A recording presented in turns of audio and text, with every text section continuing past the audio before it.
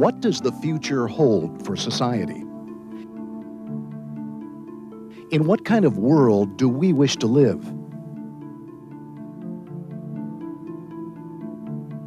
And if we could redesign the way we live, what would it be like? Can the stresses of today be eliminated? Can cities be designed free of traffic problems, pollution, crime, and poverty? Will hunger and disease be things of the past? Sound impossible? When you really start asking these questions and looking for answers with an open mind, you may come to realize it's a lot more possible than you ever imagined. But when governments are self-serving, corporations have turned greedy and neglect the environment, and religion has splintered into countless sects, where do you look? That's the real question, and it deserves a real answer. For more than 60 years, Jacque Fresco has been seeking answers to many of today's problems.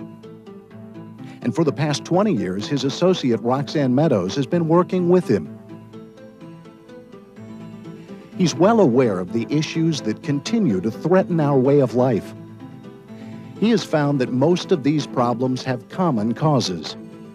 If we deal with the sources, then the problems associated with them will begin to disappear. The two of them built a 25-acre research and design center known as the Venus Project, which is located in Venus, Florida. The Venus Project represents a bold new direction for humanity and explores alternatives and possibilities to improve our way of life.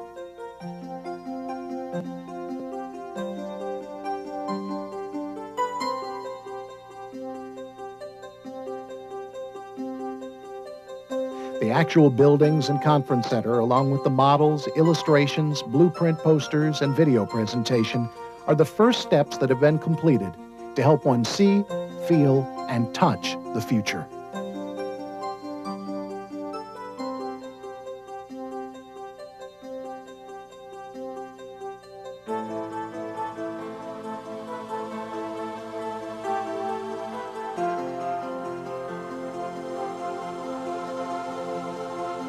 Over several years, they designed and erected the buildings and put in landscaping, ponds, and lakes.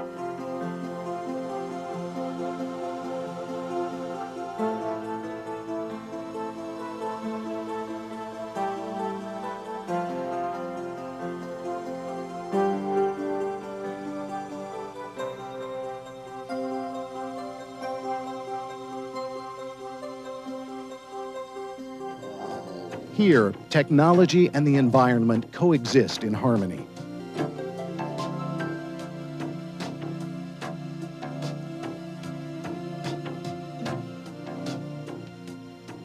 They built models of their proposed cities, filmed their videos,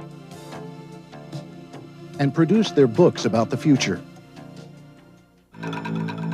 Almost everything has been called into question, from our dominant values to our crime-ridden, congested cities, from education to the contaminated water we drink and the air we breathe. Many people today attempt to point out the shortcomings and abuses of our social system, but rarely offer positive approaches. What you are about to see is just such an alternative vision of what the future could be if we use the methods of science with human concern. It protects the environment and provides people with all of the necessity that clean technology can provide.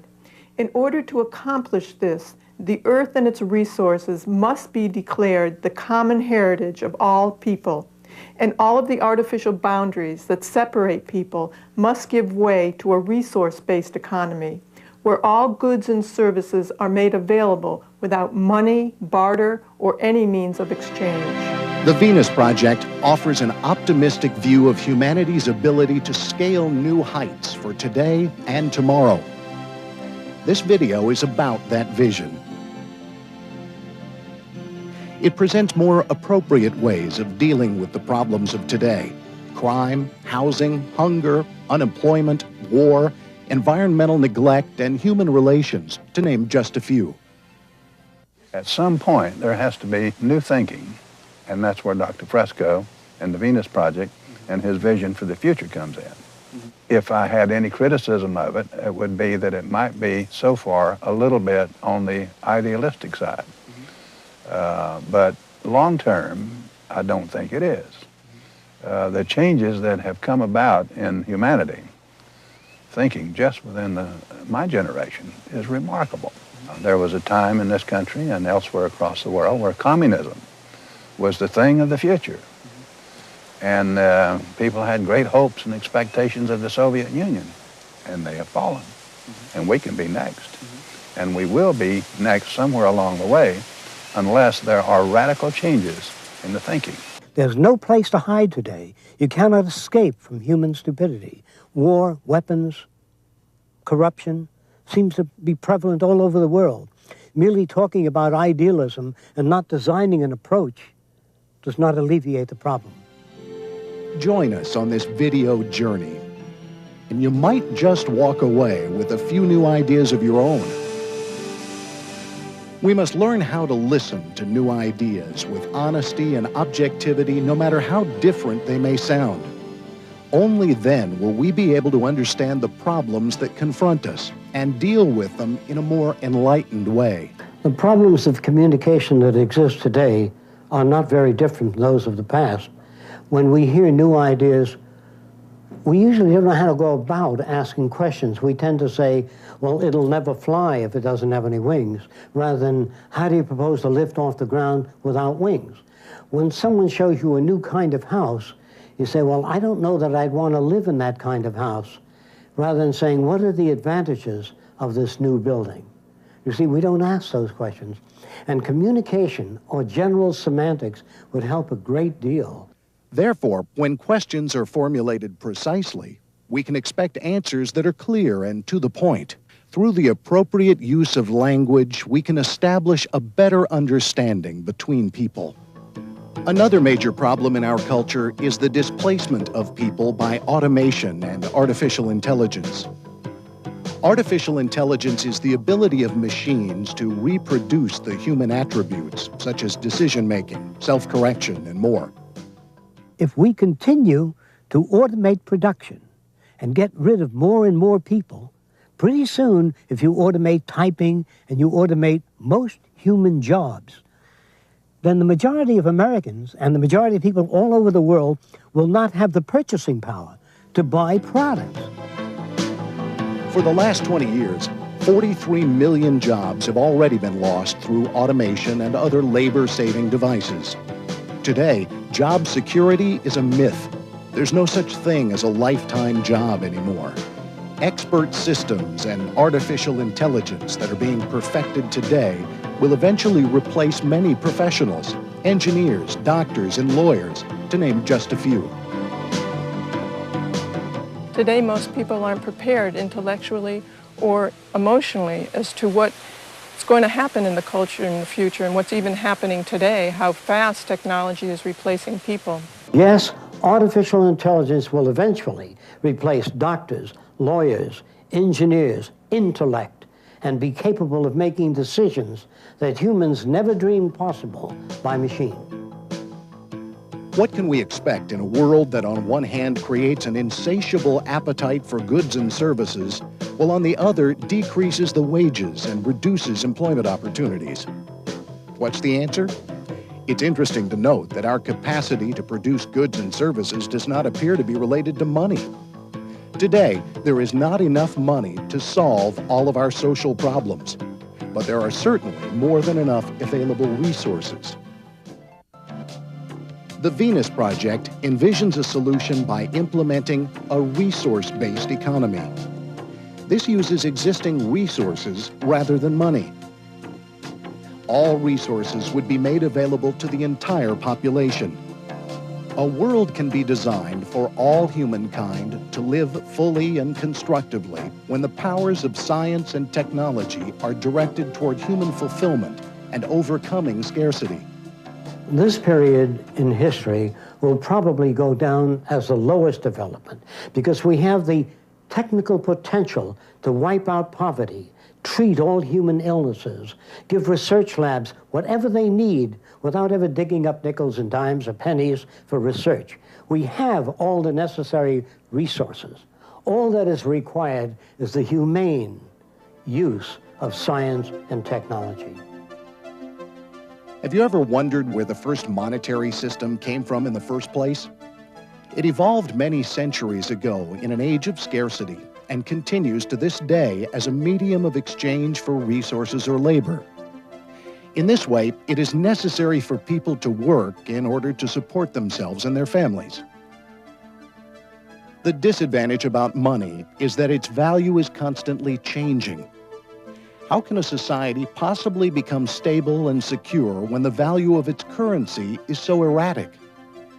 Today, money is used to regulate the economy, not for the benefit of the general populace, but for those who control the monetary wealth of nations. The real key to the power of money is in maintaining higher prices through planned obsolescence or an artificial scarcity. Unfortunately, we even destroy food crops to maintain scarcity and higher prices. In other instances, farmers are paid not to grow food while people go hungry. This is sometimes referred to as the conscious withdrawal of efficiency. It is not money that people really need, but freedom of access to the necessities of life. In a resource-based economy, all that would be required are the resources and the manufacturing and distribution of the products. The ideas of a resource-based economy are really similar to the functioning of the human body. See, when you get an infection in your toe, there's no committee meeting that sends a committee to the brain, and the brain says, yes, we're going to do a 3-month study on that. By that time, your infection's up to your knee. The body has built-in nervous system that immediately supplies antibodies to the infected region. That's exactly what a resource-based economy is. Now then, if you went back to the free enterprise system or a monetary system, suppose the brain said, look, I do all the thinking, I want most of the oxygen and the nutrients. And then the lungs would say, well, look, if I don't clean the blood and oxygenate it, you couldn't function as a brain. And the brain says, all right, I'll give you enough to survive. Then the liver says, now wait a while, I'm a filter. I'm important in the function of the body. So all the organs of the human body are well provided for. And this is how it is that we survive. Only the arrangement of human systems is not like that. The Venus Project advocates the application of nature's way to the social system. I like the holistic approach of the Venus Project, because it looks at how things relate to other things.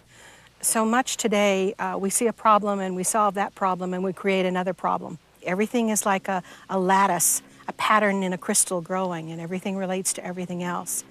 So many of our failures are based on thinking things are independent. And what Jacque does is look at the future as a whole and all of the elements of it. A resource-based economy and the linking of computers with automated machines called cybernation could usher in the end of the age of scarcity. Hunger, war, crime, poverty, drugs, planned obsolescence, and the unnecessary suffering in the world today. You know, some of the incentives that we would see in this new society would be the end of poverty, the end of war, the end of territorial disputes, the end of hunger. These are the things that would produce in most people a feeling of fulfillment and would benefit humanity in overall. It is neither communistic nor socialistic nor free enterprise. No system remains static. The kings, most of them are gone, and newer systems are coming in. No system can freeze and hold their particular position. The primary objective of a resource-based economy is to apply all science and clean technology intelligently to protect the environment and improve the lives of everyone rather than just a selected few. Fighting for equal rights and equal justice in an unjust system does not produce sufficient changes. We must design and construct a society where equal rights are an integral part of the society and not just a paper proclamation that are subject to individual interpretations.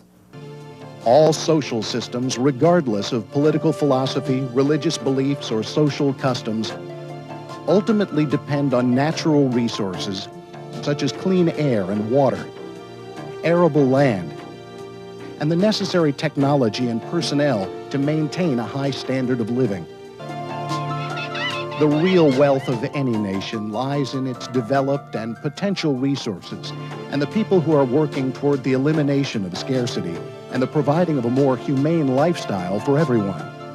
It works with cleaning the environment, giving people a better lifestyle, making things available to people, so you really change we don't change people's behavior, but people's behavior would change if the environment was different. When goods and services are made available, there would be no limit to the human potential. In a resource-based economy where we have access to all the good things in life, all the things that this bountiful world and appropriate technology can provide without being constrained to obligations to our employer or to the financial system, the upwelling of individual expression would be immeasurable.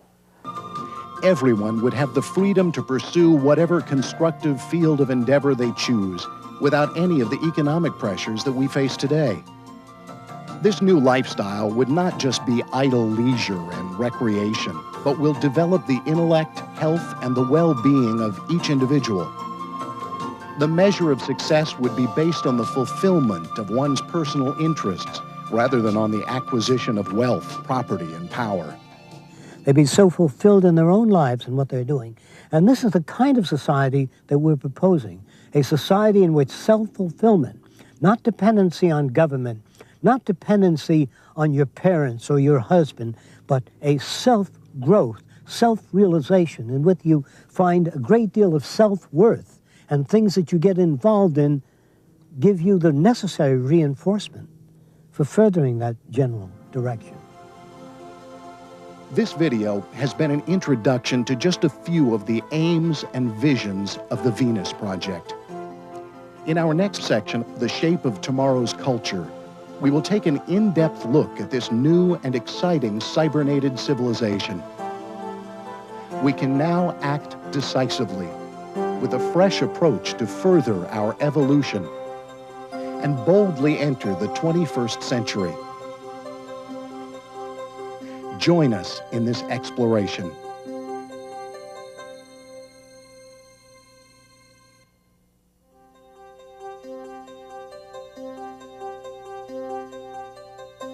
The Venus Project introduces a new direction that can make tomorrow's world far better.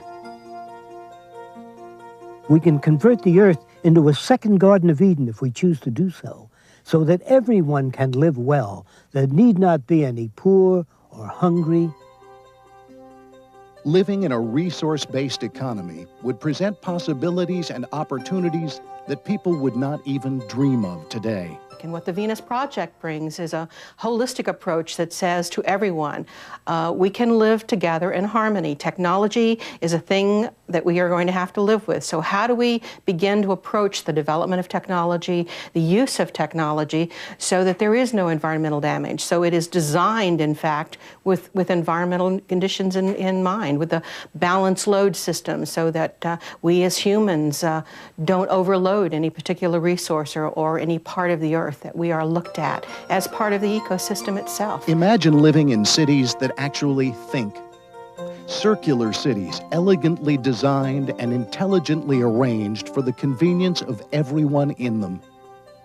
These cities would be a place where high technology and nature could coexist in a symbiotic relationship.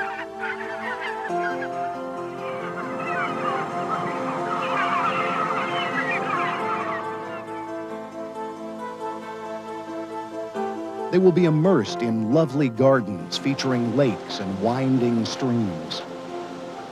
The cities would be designed as convenient extensions of human activity, free of noise, crime, and pollution. The Venus Project looks very much at what the environmental requirements are to live on this Earth. It's not technology as a thing opposed to the Earth and the environment, but how can our technology live in harmony with the Earth? The city's outer perimeter will provide recreational facilities such as golfing, bike paths, riding, and hiking trails. There will be a circulating waterway surrounding a highly productive agricultural belt. The water will contain indigenous plants that will remove many harmful materials.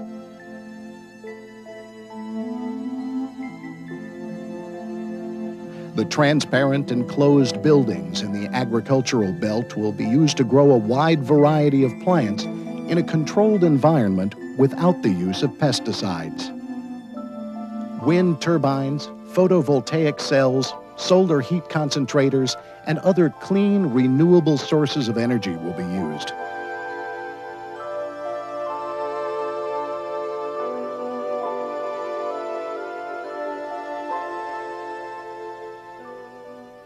In the residential district, one may choose to live in individual houses or apartments. These apartment towers will offer many additional advantages, such as conference centers, gymnasiums, art facilities, and theater groups, to name just a few. Some of the buildings will be free-form and curvilinear, while others may be domed or cylindrical in shape. The apartments can be designed with great flexibility and a wide range of interior styling. They will be made of high-quality, prefabricated modular units. This way, the occupants can easily change the interiors when desired. The outer surface of all the buildings will be solar activated, so the higher the outside temperature, the cooler the inside. The residential area, beautifully landscaped amid lakes and winding streams, displays a wide variety of innovative designs.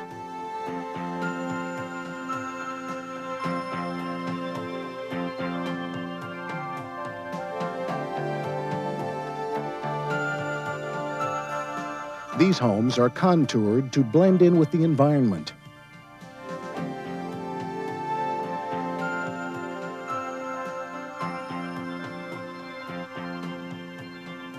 They are prefabricated with new materials requiring little maintenance.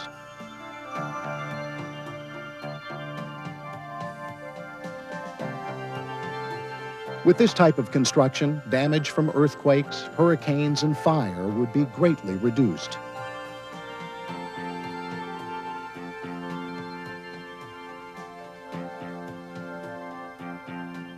To reduce travel time, recreational areas will be conveniently located throughout the city.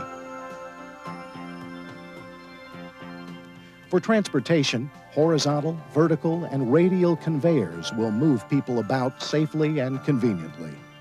We would tend to eliminate auto vehicles or any kind of vehicles in the city itself.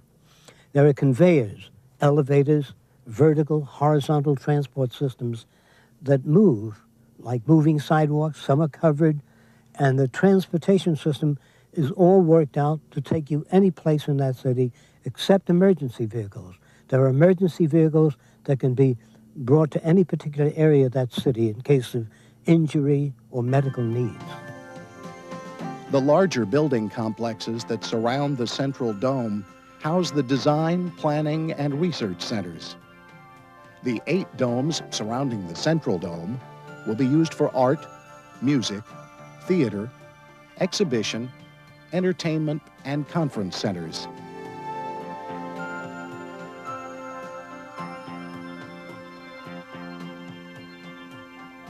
The Central Dome will house education, healthcare, shopping, childcare, and the core of the cybernated system.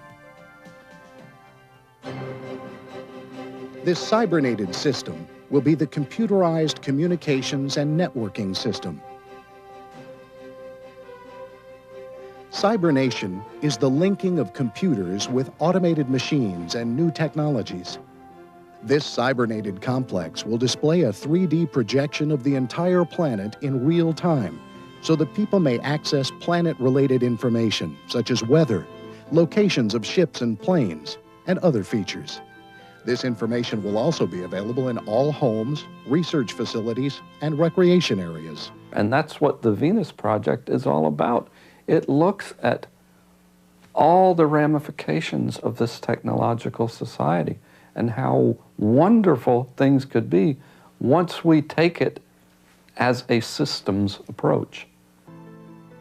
Central Cybernation will serve as the brain and nervous system of the city. Its electrical tentacles will extend into all areas of the social complex.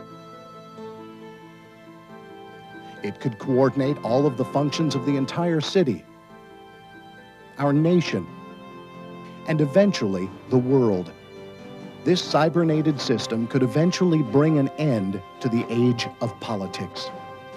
When you talk about centralized control, you're not talking about centralized control of the actions of people.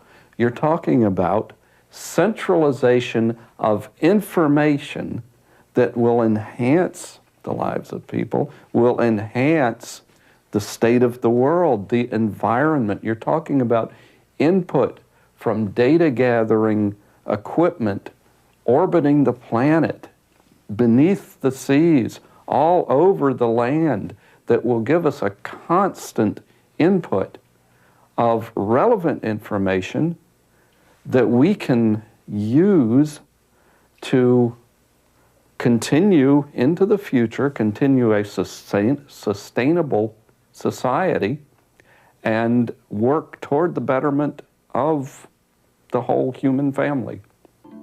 For example, in the agricultural belt, the computers will automatically monitor and maintain the water table, soil chemistry, and coordinate the planting and harvesting of crops.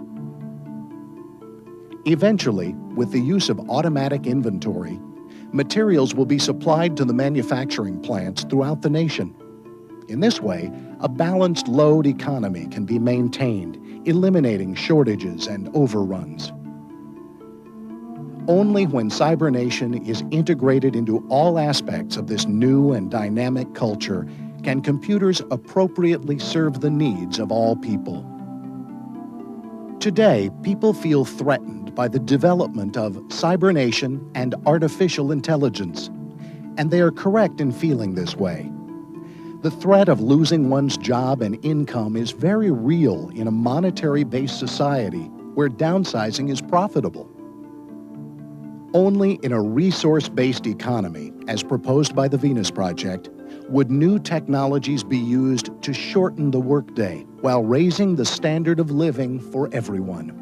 Some people worry that the emphasis on technology in the Venus Project is too materialistic, that it focuses too much on machines.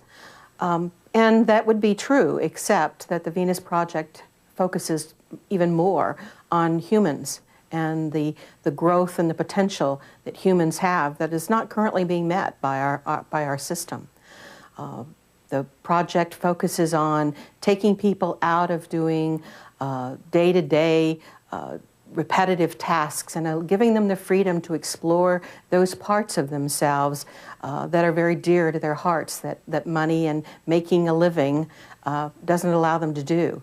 I'm not too interested in technology, although it may seem that I advocate that.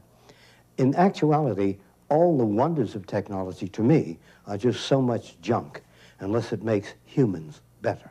So technology in the Venus Project in science is not the primary idea. Those are just the tools that are used for people to have a more complete life. In this system, cybernation and technology will only serve to enhance people's lives. They would not be used to monitor or dictate people's activities. This would be considered counterproductive and offensive. No one's going to come along and say, I'll make the decision for you. Centralized decisions come from control of scarce resources. I go to work at a certain time because my boss says I have to, and if I don't get paid. But in The Venus Project's idea of a common heritage of resources. None of us own any of the resources. We own all of them in common. And so the decision for how we will live our lives becomes an individual choice. Society will continue to undergo change regardless of the dominant views of the time. Our future does not depend on our present-day beliefs or social customs, but will continue to evolve as a set of values that is appropriate to that point in time. In the dynamic, expanding universe, all things change, from the movement of the planets to the shifting of the continents. The same process of change also occurs in all non-living and living systems. In fact, the history of civilization is the story of change, from the simple to the more complex. Unfortunately, change does not always come easily. All new inventions and innovative ideas have always been met with considerable resistance, even by the experts of the times. This includes automotive systems, aircraft, and the space program.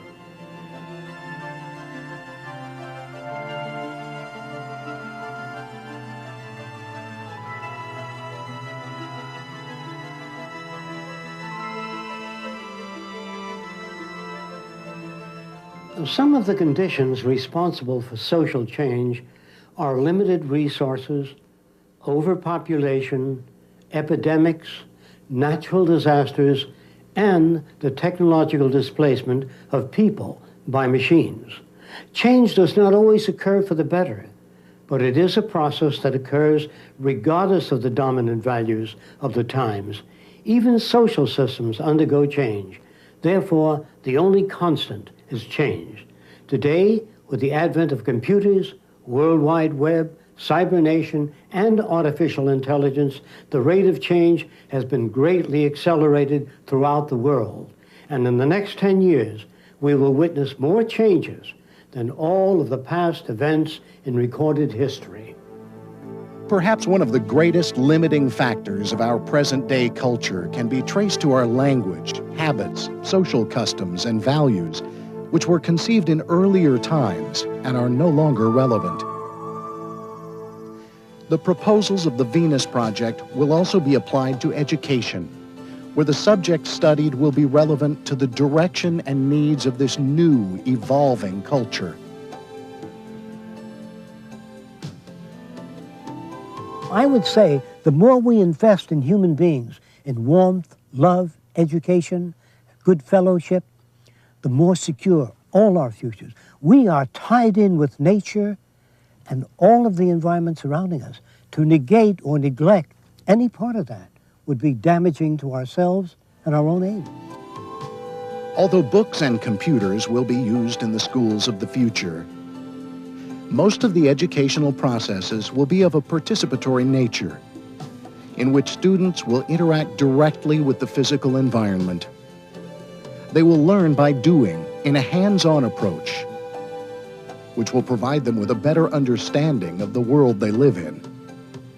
They will come to understand that the Earth is a fantastic place, capable of providing more than enough for the needs of everyone. And as the technology takes over the day-to-day drudgery, we have more time to in fact make those decisions, more time to spend with our children, more resources to teach them and give them the experiences we want them to have.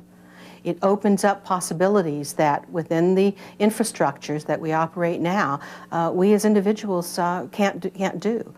But perhaps the most important aspect of the educational approach will be the emphasis on learning how to interact effectively with others, how to share experiences, and how to allow for cultural and individual differences.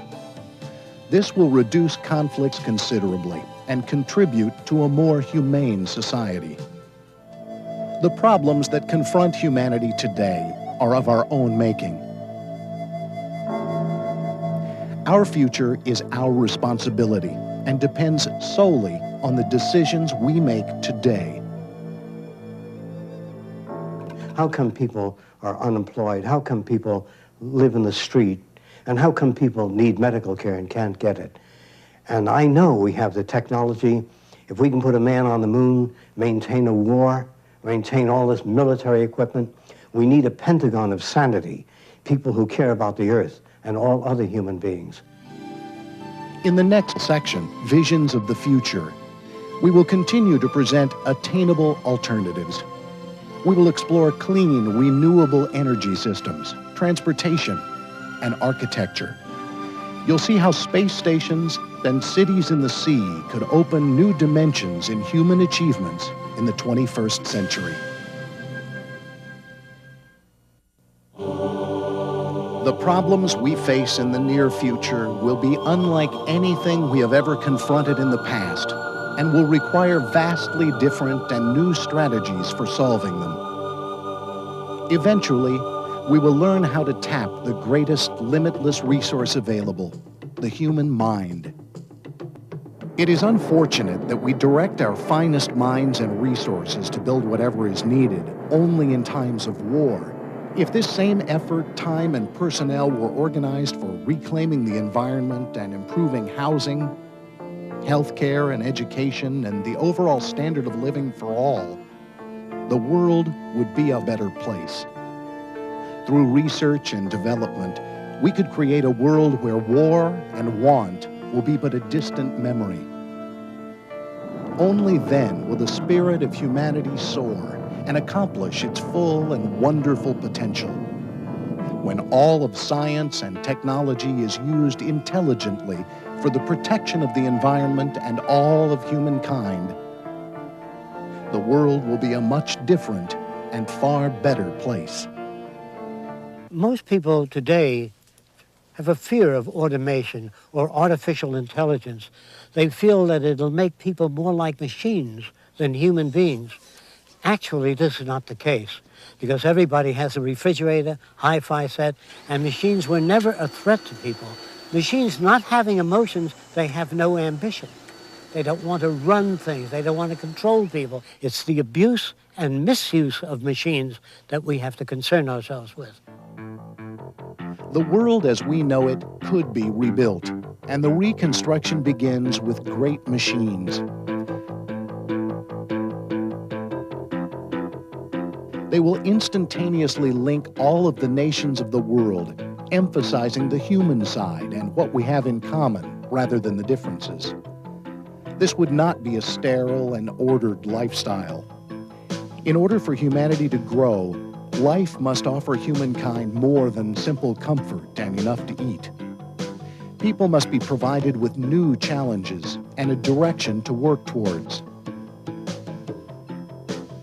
It is now possible to accept this challenge of designing our future if we have the courage to examine newer directions for solving our problems of energy, hunger, pollution, and war.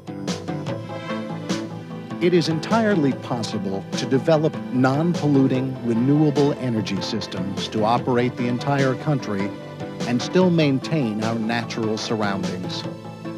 This could be accomplished by harnessing the sun, the tides, the wind, the Gulf Stream, and other sources. Another possible development is the building of a land bridge or dam across the Bering Strait, which would bridge Asia and Europe with the U.S. This could generate enough power to eliminate much of the suffering and scarcity of the third world countries. Eventually, with the advent of clean fusion power, we could easily propel our world's technology for the next 1,000 years. In the Venus Project, priority will be given to the development of these clean energy sources.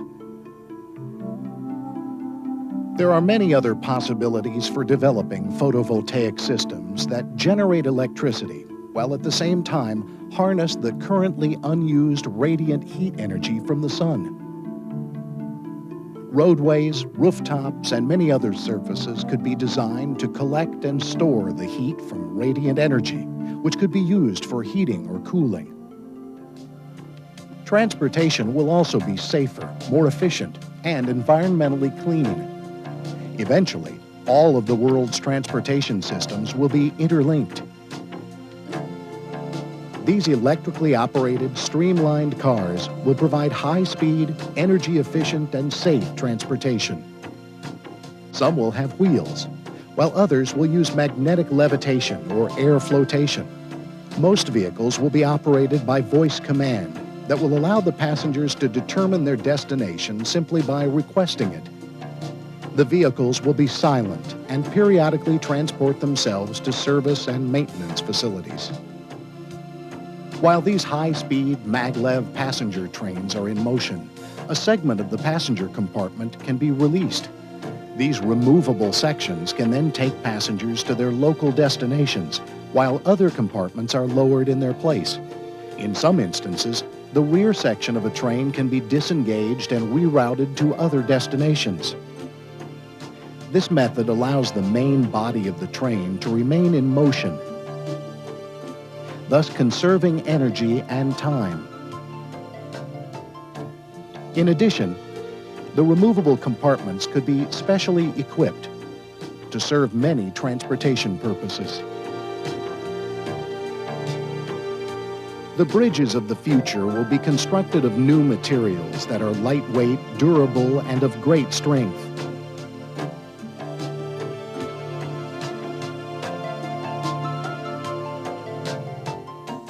Their simplified lines will be a direct expression of the stresses and forces they are to support.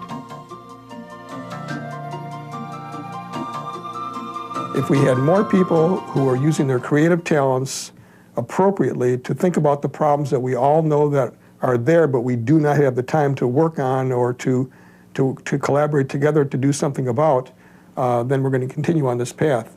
If we move in the direction of the Venus Project, where we'll be working together creatively, working on the problems that are confronting the human condition, I think that this is the most viable approach that we can take in the future to solve our problems. Oceans and waterways will serve as an important link in the transportation system. Streamlined seafaring ships will have flotation chambers, rendering them practically unsinkable.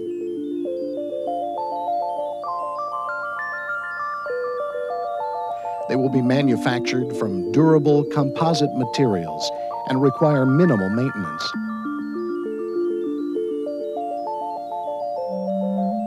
Some will float on the water, while others will be designed as submersible or amphibious craft. Ships that are floating automation plants will pick up raw materials and process them into a finished product well en route to their destination. Some of these ships will serve as canneries and fish processing plants, while others will be equipped with multicellular, flexible containers to transport materials safely. This way, in the event of an accident at sea, environmental contamination would be reduced to a minimum. All the craft will be self-maintaining and fully automated. Some of these aircraft will be able to carry as many as 1,000 passengers. They can be controlled by electrodynamic methods that will not require ailerons, elevators, rudders, spoilers, flaps, or any other mechanical controls.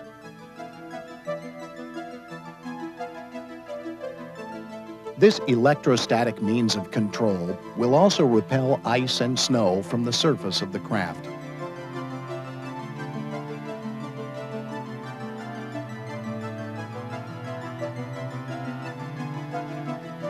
This same process could even be used for reducing heating as spacecraft re-enter the atmosphere. This would eliminate the need for the heat-resisting tiles used on the shuttles today. This VTOL aircraft of Delta configuration would be capable of vertical landing and takeoff, making it useful for medical, emergency, and transportation aircraft. Airports of the future can also be more efficient. Underground conveyors will transport passengers to the central terminal. The runways will be designed so that aircraft always take off and land into the prevailing winds, avoiding dangerous crosswind landings. All of the runways would be equipped with sprinkler systems that are automatically activated in the event of a fire. The world's oceans occupy approximately 3/4 of the Earth's surface, and beneath the surface lie vast, untapped resources, large quantities of food, minerals, pharmaceuticals, metals, and much, much more. Massive ocean structures proposed by the Venus Project would be both above and beneath the sea, accessible by aircraft, seacraft, and submersibles.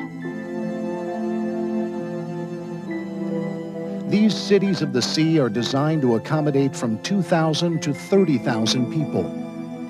Several thousand of these cities could greatly relieve the land-based population pressures. I don't care for the idea of machines being used to enhance the lives of a selected few. They can serve the well-being of all people. And this is what the Venus Project's main concern is. Not machinery, not cybernation, not automation, but to elevate all human beings to their highest intellectual and physical potential and sense of spiritual well-being. Some of these cities in the sea will be used for fish farming and mariculture communities and could easily help feed the world's hungry.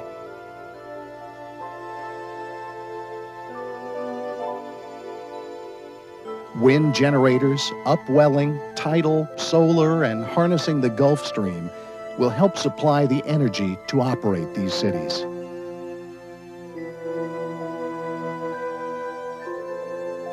These cities in the sea will offer most of the amenities that land-based cities have and much more. Here, one can enjoy all of the exciting mystique and recreational features of the oceans.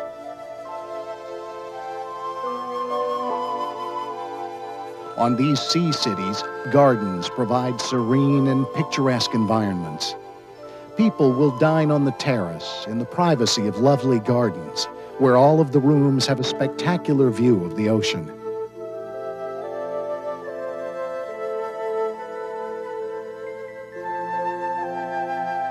These facilities are also part of the universities for the study of marine sciences, meteorology, mariculture, ocean mining, geology, oceanography, and more.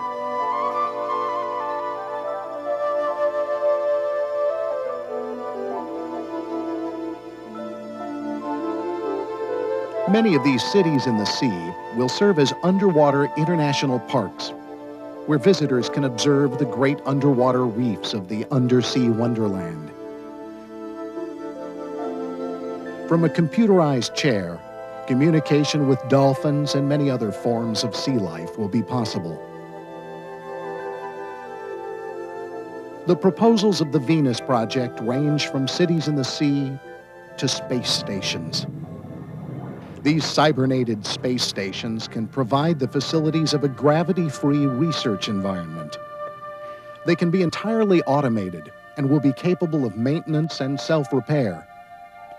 Along with satellites, they could serve as nodes in a major worldwide telecommunications and control system. They would also provide up-to-the-minute information on Earth's ecosystems, the position of ships and aircraft, and all other pertinent information. They will also be able to pilot and guide aircraft, ships, and other transportation systems to their destinations. They will differ from today's space stations in that all of the experiments in space will be conducted by remote control from a replica on Earth.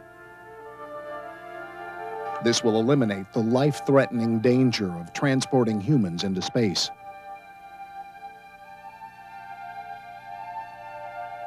These satellites can also, with great precision, manipulate huge machines on Earth, which will dig canals, operate automated farming, plant crops, manage sea farms, monitor weather conditions, and much more. Further exploration of the new frontiers of the ocean and space will provide us with bountiful resources and endless possibilities.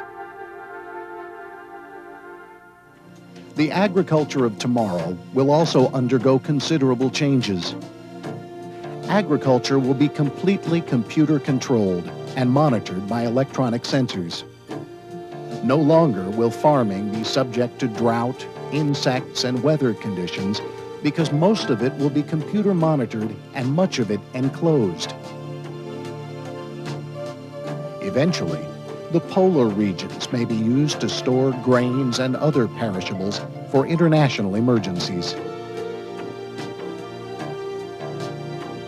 Before any of these mega projects are started, careful analysis of the possible negative effects on the environment will be thoroughly studied. We cannot freeze things as they are today and achieve peace on Earth. We can't legislate peace by treaties within today's society when few countries control most of the world's resources. In a resource-based economy, when all of the Earth's resources become the common heritage of all of the Earth's people, then and only then will we witness an end to territorial disputes, nationalism, war, poverty, and most crimes. It is difficult for us today to even imagine a world without war, anger, poverty, wage slaves, prisons, or social stratification of any kind. Yet a world can be designed for all humankind to live as fully and as constructively when the powers of science and technology are directed toward human fulfillment. This can only occur when society is unhampered by the limitations of the old monetary system. People will eventually learn to set aside self-centered egotism and racial hatred and surrender their ego for constructive, cooperative behavior. Many people wonder whether or not human nature can be changed. It's really not human nature that we're dealing with. What we're dealing with is behavior. And there certainly is plenty of evidence to show that human behavior can be changed. And it has always undergone change. Humans pick up from their environment customs, values, language, dialect, which is all environmentally determined. If you alter the environment, so does behavior undergo considerable change. At present, our planet is our only sustainable environment, and we must protect it for ourselves and generations to come. The technology and resources are available today to translate the aims of the Venus Project into a working reality. Well, I wanted to say there's no such thing as utopia. What you call the best television set is the best that you have up to now. But you know, 2 years from now, you'll look back and say, oh my God, see? So what you call utopia is just a better way of life than you've known in the past. But there's no end to the possibilities, which I think haven't even begun yet. The civilized world hasn't even begun to get off the ground. The jobs that will be accomplished in the future, the marvels, the technology to come is unbelievable. And it's about high time we get off our self-centered, self-seeking, self-advantageous designs and get on with the social job that has to be done, namely the reclamation of the environment and human beings as well. So we welcome everybody's participation. We can now act decisively with a fresh approach to further our evolution and boldly enter the 21st century.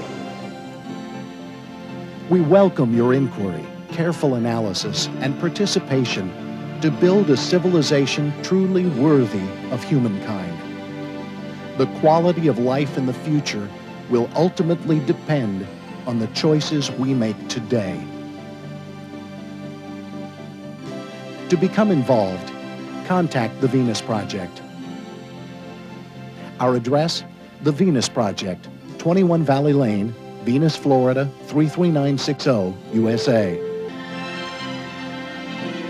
One of the things that the Venus Project talks about is allowing people the potential, the ability to explore all of the facets of their personality. Instead of making us humans doing, we become humans being.